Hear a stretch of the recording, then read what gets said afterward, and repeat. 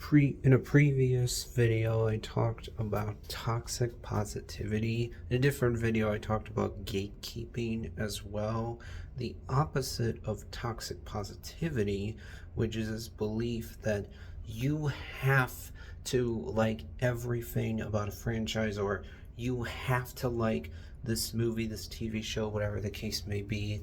Otherwise, there's something wrong with you. You're being negative, you're nitpicking, you're being cynical.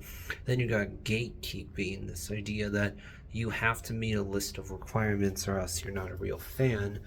The opposite of toxic positivity is, oh, you dared to like something, you dared to like this movie, this TV show, whatever the case may be. Well, then there's something wrong with you because you're too much of a moron to see how much it sucked. I talked about this a bit in my video about The Little Mermaid. I talked about specifically why that movie became a culture war movie. I talked about the fact that people were looking at others who were giving positive reviews to that movie and like, screw them. Oh, don't listen to the critics. They're just a bunch of paid off Disney shills that are not being honest at all. In general, that's something you see nowadays. Like, oh, you dared to like this? Oh, you're so stupid. Why can't you just say that it sucked? Come on, be honest. It sucked. That's a fact. If you disagree with me, there's something wrong with you. You saw a version of this with the Marvels, where people were being attacked for liking the movie.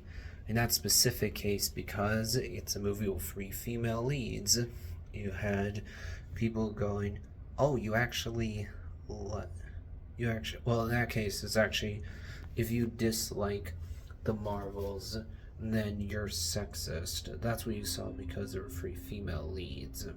But you also had people who were like, oh, how is it that you don't think the movie is bad? What's wrong with you? How stupid are you? This is one of the big problems of internet discourse nowadays. Because on the one hand, you have this idea that if you dare to not like something, then there's something wrong with you. You're just being negative for no good reason. And then on the other end, you have this belief that if you actually like something that I don't like, what's wrong with you? How can you not see that this movie sucks so badly? That points to the big problem with internet discourse nowadays, is just this belief that if you dare to have an opinion that differs from my own, then there's something wrong with you that makes you the enemy. It means you're on the opposite side. It means I have to attack you to prove that I'm right, to prove that I'm on the right side, to prove that you are actually the enemy. And it really bothers me.